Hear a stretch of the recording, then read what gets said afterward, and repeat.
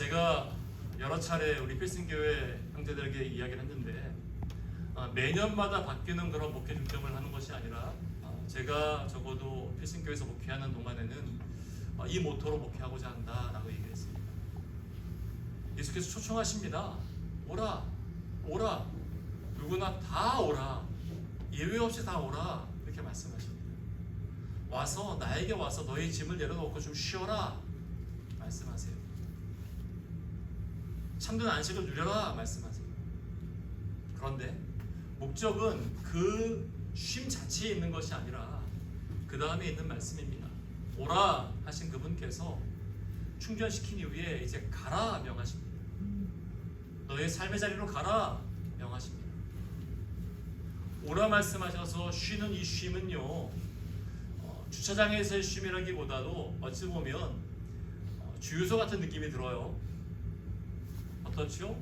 가서 일단 주유소에 가면 시동을 끕니다. 꺼서 엔진을 연료를 충전하죠. 충전이 다 된 이후에 그냥 그 자리에서 그대로 있으면 민폐입니다. 충전된 이후에 어떻게 해요? 그가 가는 목적지를 향해서 가는 겁니다. 오라 말씀하신 그 예수께서 지금 누구를 초청하시는지 함께 보고자 원합니다. 수고하고 무거운 짐진 자들, 그들을 지칭하여서 부르십니다. 수고하고 무거운 짐진 자들아 다 내게로 오라. 내가 너희를 쉬게 하리라. 이렇게 말씀하십니다. 여러분 한번 돌이켜 보십시오. 누가 수고한 자입니까? 누가 무거운 짐진 자입니까? 나는 예외가 없습니까? 어린아이라고 해서 수고하지 않고 무거운 짐 지지 않을까요? 그렇지 않습니다. 이 말씀을 있는 그대로 받아들이자면 모두를 초청하시는 거죠. 이 땅을 살아가기 위해서 수고하고 애쓰는 모든 사람들, 그리고 무거운 짐으로 인하여서 이미 지칠죄로 지쳐서 한 발짝을 더 걷다가는 그냥 와르르 무너질 것 같은 사람들, 그들을 예수께서 초청하십니다. 오라. 예수께서는요, 완벽한 자들, 나랑 재밌게 놀아보자 이렇게 부르지 않으세요. 영적으로 성숙한 자들만 부르지 않으세요. 나를 그리스도라고 칭하면서 믿음의 고백을 한 사람만 부르지 않으세요. 제한적으로 부르시지 않는다는 말씀이에요.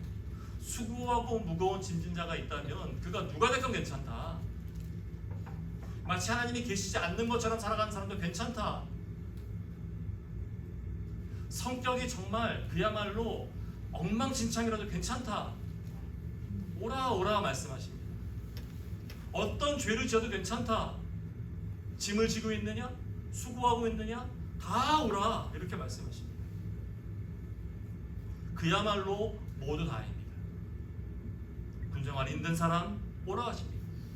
가족관계가 힘들고 버거운 사람 오라 하십니다. 미래가 불안한 사람 오라 하시는고요. 신앙이 약해서 믿음이 새겨지지 않는 사람들도 오라 말씀하십니다. 죄책감 가운데 괴로워하는 사람도 오라 하십니다. 그리고 극심한 외로움으로 너무너무 눈물을 흘리고 있는 사람도 오라 말씀하십니다. 예외 없습니다. 우리는 다 그 예수님의 초청에 초청받은 사람입니다. 어디로 오라고 말씀하십니까? 다 내게로, 주님께로, 예수께로 오라는 얘기입니다. 단순히 교회라는 건물로, 아니 목사에게로, 윷놀이 하는 대로, 좋은 공연 있는 대로, 좋은 프로그램 있는 대로 그쪽으로 부르는 것이 아니라 예수 그리스도께로 오라 말씀하십니다.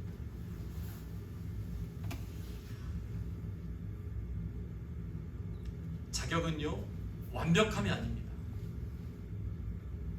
무거운 짐, 그 짐입니다. 그 짐진 자를 지금 예수께서는 오라 말씀하십니다.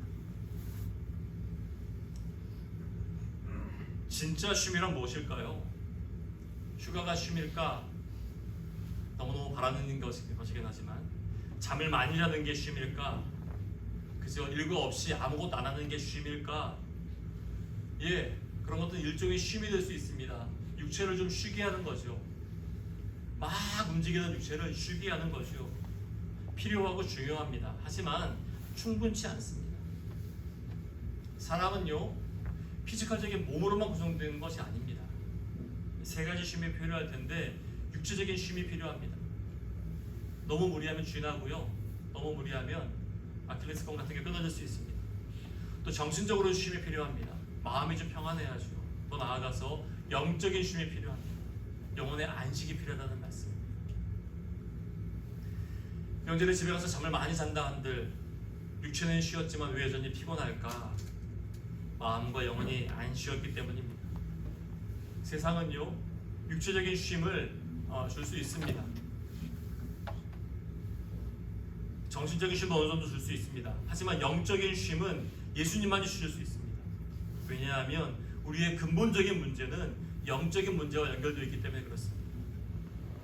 우리가 지친 이유, 우리가 무거운 이유, 우리가 평안하지 못한 이유, 그 이유의 근원을 계속 쫓다 보면 결국은 내 심령 깊은 곳에서 또아리를 들고 있는 죄의 문제를 직면할 수밖에 없다는 말씀입니다. 그 죄로 인해서 하나님과 분리되었기 때문에 온전한 쉼을 경험할 수 없다는 말씀이죠. 요한복음 14장 27절 이렇게 말씀합니다. 예수께서 말씀하세요. 평안을 너희에게 끼치노니 곧 나의 평안을 너희에게 주노라. 내가 너희에게 주는 것은 세상이 주는 것과 같지 않다. 이렇게 말씀하십니다. 평안을 주시는데 다른 그 누구의 평안이 아니라 예수님이 가지고 계신 그 참 평안을 주신다 하고 약속하시는 게 성경의 변함없는 약속입니다. 세상에 주는 평안은요, 조건부죠. 뭐가 있어야 됩니다. 돈이 있어야 되고요, 건강해야 되고요, 잘 될 때 평안합니다. 하지만 예수께서 주시는 평안은 조건이 없습니다. 무조건적입니다. 어떤 상황에서도 평안합니다. 예수께서 짐을 대신 지셨다고 말씀하시기 때문에 그렇습니다. 예수님은 단순히 쉬어 하고 말씀만 하는 분이 아닙니다. 우리의 짐을 대신 져주신 분이 예수 그리스도이십니다. 십자가에서 예수님은 우리의 죄와 형벌과 우리의 저주를 대신 지셨습니다. 그렇게 감당하셨습니다. 이사야 53장은 이렇게 말씀합니다. 그는 실로 우리의 질고를 지고 우리의 슬픔을 당하셨다. 이렇게 말씀합니다. 그래서 그가 징계를 받음으로 우리가 평화를 누리게 되었습니다. 이렇게 말씀합니다. 우리가 참된 평화를 누리려면 이 죄의 문제에 대해서 누군가 징계를 받아야 했습니다. 예수님이 그 징계를 받았다. 그 징계를 받음으로 내가 나음을 얻고 평안을 입었다라고 성경은 분명히 말씀합니다. 여러분, 쉼을 누리는 방법이 뭘까요? 29절 말씀 보니까 나는 마음이 온유하고 겸손하니 나의 멍에를 메고 내게 배우라 말씀하십니다. 잠깐 이상합니다. 쉼을 주신다더니 멍에를 메래요. 멍에는요, 그림에 보는 것처럼 소가 짐을 끌거나 밭일을 하기 위해서 목에 거는 도구입니다. 하지만 이 멍에를 맨다는 것은요, 일을 한다는 뜻인데 쉼을 얻으려면 멍에를 메고 나에게 배우라 말씀하시니 이게 앞뒤가 안 맞는 모순 아닙니까? 하지만 여기 비밀이 있습니다. 이 그림은 조금 더 잘못 나온 그림일 수 있는데 이 멍에는 예수님 혼자 머는 멍에가 아닙니다. 멍에는 기본적으로 소 2마리가 매도록 이렇게 되어 있으면 한 마리 소가 힘 좋은 소입니다. 어른 소입니다. 다른 옆에 있는 그 소는요, 이제 그 일을 배우는 어린 소입니다. 상대적으로 힘이 약한 소입니다. 같이 이렇게 멍에를 매게 되어 있습니다. 그래서 밭을 갈 때 힘이 들잖아요. 그럴 때 힘 있는 소가 치고 나갑니다. 옆에서 보조를 맞춰 나갑니다.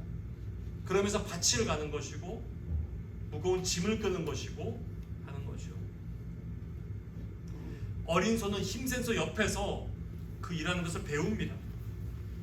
예수께서 말씀하신 멍에가 그렇습니다. 우리가 혼자 매는 게 아니라 예수님과 함께 맵니다. 그 무게의 대부분은 주께서 지시고 우리는 그 옆에서 배웁니다. 30절 이는 나의 멍에는 쉽고 나의 짐은 가벼움이라 말씀하세요. 어떻게 여러분 짐이 쉽고 가벼울 수 있습니까? 예수님과 함께 지기 때문에 그렇습니다. 예수께서는 당신에게 나와서 배우라고 말씀하시는데요, 무엇을 배우라고 말씀하십니까?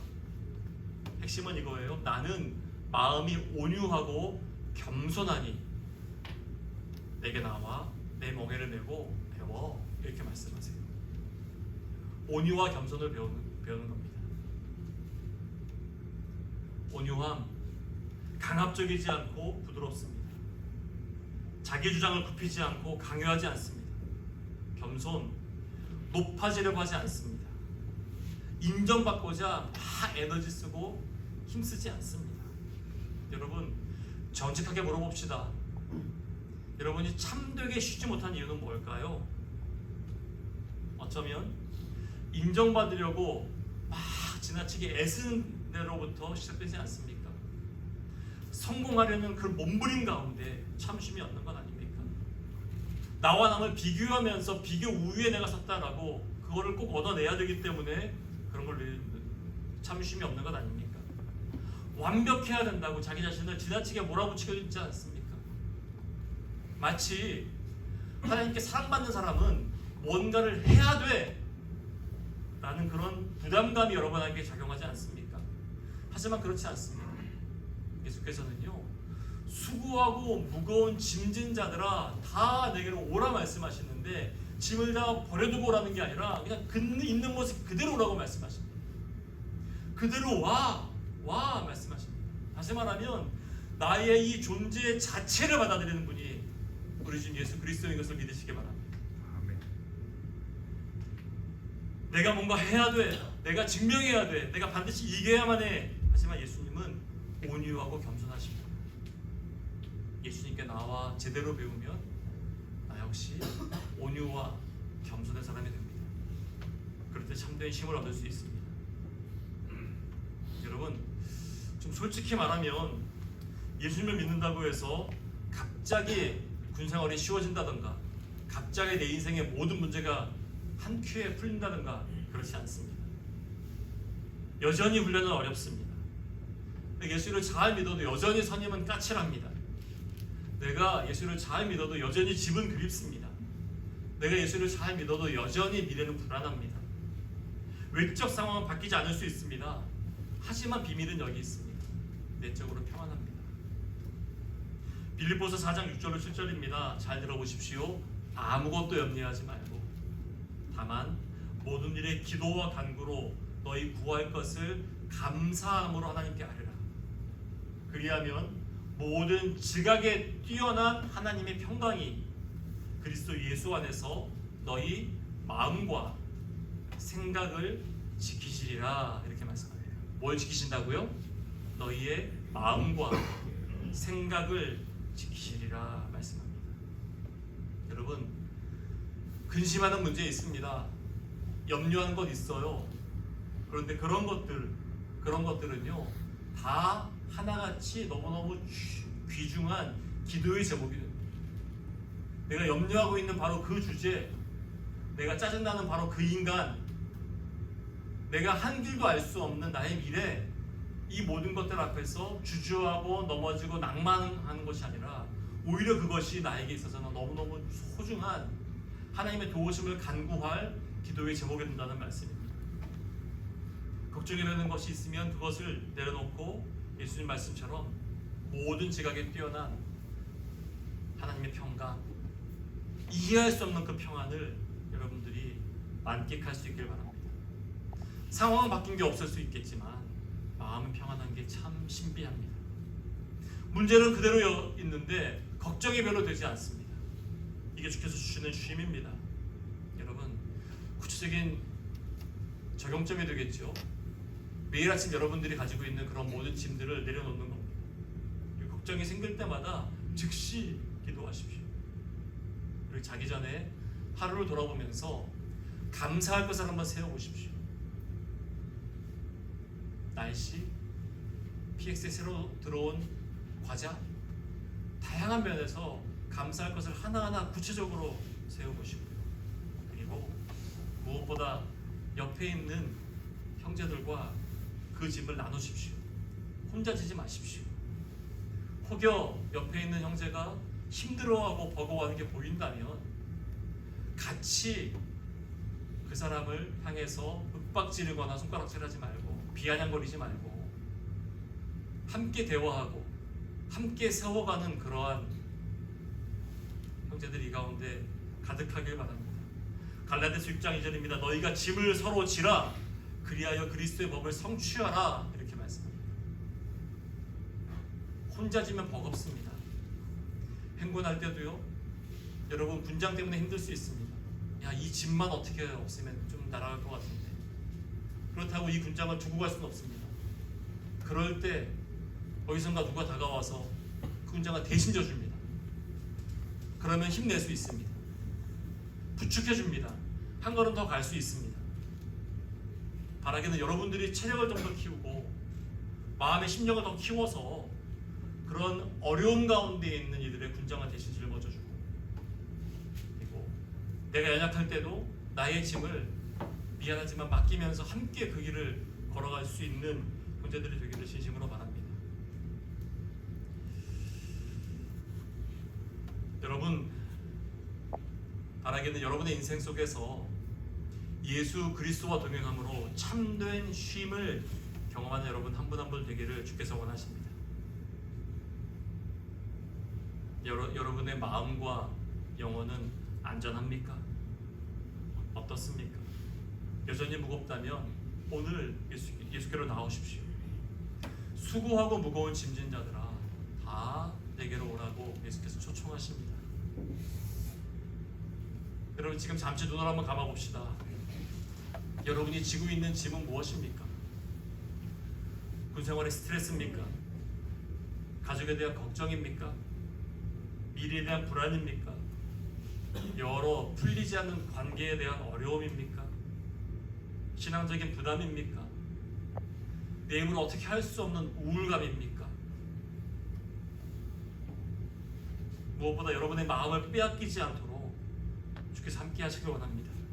잠언 4장 23절 말씀을 읽어드리고 말씀 맺고자 합니다. 무릇 지킬 만한 것보다 더욱 내 마음을 지키라. 생명의 근원이 이에서 남이니라. 아멘. 함께 말씀 기억하며 찬양합시다. 내 갈급함 어느 것으로 채울 수 없네.